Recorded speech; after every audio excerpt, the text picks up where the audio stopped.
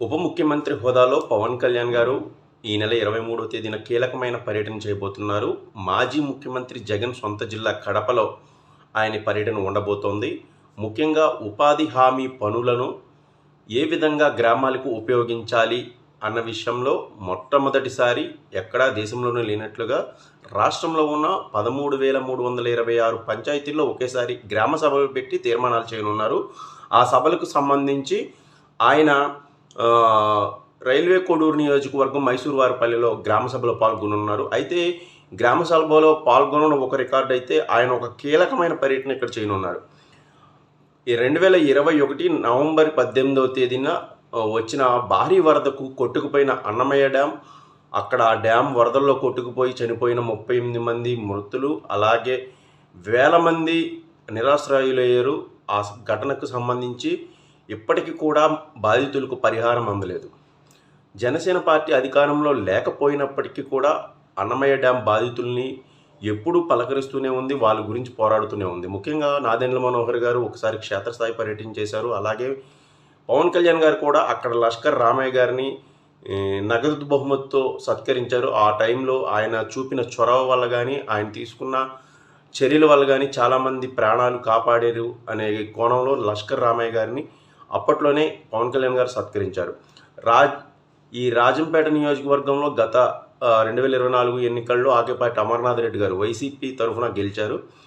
అయితే అన్నమయ్య డ్యామ్ బాధితులకు మాత్రం ఇప్పటికీ ఎలాంటి సాంత్వన చేకూరలేదు. వీళ్ళని ప్రత్యక్షంగా పలకరించడానికి, వీళ్ళతో ప్రత్యక్షంగా మాట్లాడడానికి క్షేత్రస్థాయి పరిస్థితి అంటే బాధితులకు ఎలాంటి సహాయం అందింది, వాళ్లకు నిరాశ్రయులైన వారికి ఏమైనా ఇల్లు కట్టించారా లేమిటి అనే దాని మీద పూర్తి స్థాయిలో చూసేందుకు పవన్ కళ్యాణ్ గారు వెళ్ళనున్నారు. మాజీ ముఖ్యమంత్రి జగన్ సొంత జిల్లా కావడం, రాజకీయంగా అప్పటి వైసీపీ ప్రభుత్వం అన్నమయ్య డ్యామ్ బాధితులను కనీసం పట్టించుకోకపోవడం వంటి విషయాలు అప్పట్లో కీలకమయ్యాయి. డ్యామ్ బాధితులు కూడా చాలామంది ఇప్పటికీ మాకు పరిహారం అందలేదు, అప్పట్లో మూగజీవాలు పోగొట్టుకున్నాం, ఇంట్లో సామాన్లు పోగొట్టుకున్నాం, మొత్తం సర్వం పోగొట్టుకున్నాం, అయినా సరే ఇప్పటికీ మాకు అందలేదని చెప్పారు. అప్పట్లో ముఖ్యమంత్రి హోదాలో ఉన్న జగన్ గారు డ్యామ్ కొట్టుకుపోయిన సుమారుగా 15 రోజులకు అక్కడ పర్యటన చేశారు. పర్యటన చేసిన సమయంలో ప్రతి నిర్వాసితుడికి అలాగే బాధితుడికి ఇల్లు కట్టిస్తామన్నారు. 474 మంది ఇళ్లకు సంబంధించి ఒక కొండ మీద స్థలం కూడా సేకరించారు. ఒక్కొక్క ఇంటికి 5 లక్షలు ఇస్తామని చెప్పారు. 5 లక్షలతో మేమే ఇల్లు కట్టిస్తామని చెప్పారు. అయితే ఎవరికి కూడా ఇప్పటి వరకు ఇల్లు అందిన దాఖలాలు, కొంతమందికి స్థలాలు ఇచ్చారు కానీ కొండపైన ఇవ్వడంతో వాళ్ళు కట్టుకోవడానికి రాలేదు. గత ప్రభుత్వం కూడా కేవలం ఈ ఆవాస్ యోజన, ప్రధానమంత్రి ఆవాస్ యోజన నిధుల నుంచి 1,80,000 మాత్రమే ఇవ్వడం, తర్వాత ఎవరు ఇల్లు కట్టుకోవడానికి ముందుకు రాకపోవడంతో ఇప్పటికీ స్టిల్ నౌ కూడా చాలామంది గుడారాలు వేసుకొని బతకాల్సిన పరిస్థితి ఏర్పడింది. అప్పట్లో పంటలకు సంబంధించి ఇసుకను తోడితే సుమారుగా 200 హెక్టార్లలో ఇసుక మేటలు వేసి ఆ ఇసుకను తోడాల్సిన ప్రభుత్వం దాన్ని కూడా తోడలేదు. అలాగే బాధితులకు ఉద్యోగాలు ఇస్తామని, మృతి చెందిన వారి కుటుంబాలకు ప్రభుత్వ ఉద్యోగాలు ఇస్తామని అప్పట్లో జగన్ హామీ ఇచ్చారు, ఏవీ నెరవేరలేదు. వీళ్ళందరికీ మళ్ళీ ఈ కూటమి ప్రభుత్వము ఎలాంటి న్యాయం చేయాలి, వీళ్లకు తగిన భద్రత భరోసా ఎలా ఇవ్వాలి అన్నది క్షేత్రస్థాయి పరిశీలన పవన్ కళ్యాణ్ గారు వెళ్ళబోతున్నారు. ఇది రాజకీయంగా పర్యటనతో పాటు అన్నమయ్య డ్యామ్ బాధితులకు భద్రత భరోసా ఇచ్చే పర్యటన. మొదటిసారి ఆయన జనంలోకి వెళ్ళనున్నారు, బాధితుల దగ్గరికి వెళ్ళనున్నారు. కాబట్టి ఇది చాలా కీలకమైన పర్యటన.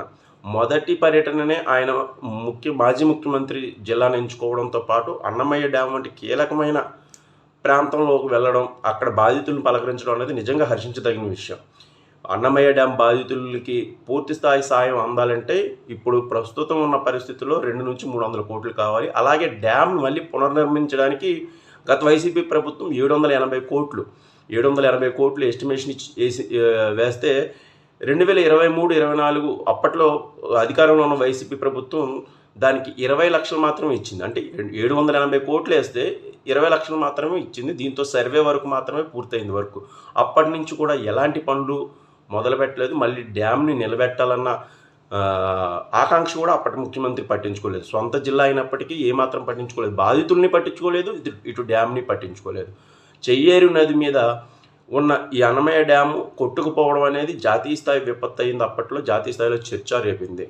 ఇది రాజంపేట మున్సిపాలిటీకి తాగునీరు ఇచ్చే ప్రధానమైన డ్యాంతో పాటు ఆ చుట్టుపక్కల ఉన్న సుమారుగా 40-50 పంచాయతీలకు మంచినీరు, అలాగే సాగునీరు సుమారుగా 3,000 హెక్టార్లుగా సాగునీరు ఇచ్చే అద్భుతమైన ప్రాజెక్టును అసలు ముందుకు తీసుకువెళ్ళడంలో కానీ నిర్మించడంలో కానీ వైసీపీ పూర్తిగా వెనకబడింది. ఈ ఈ ఈ కీలకమైన విషయాన్ని ఇప్పుడు పవన్ కళ్యాణ్ గారు లేవనెత్తడం అనేది రాజకీయంగాను ఇటు బాధితుల పరంగాను ఒక మంచి అడుగని చెప్పొచ్చు.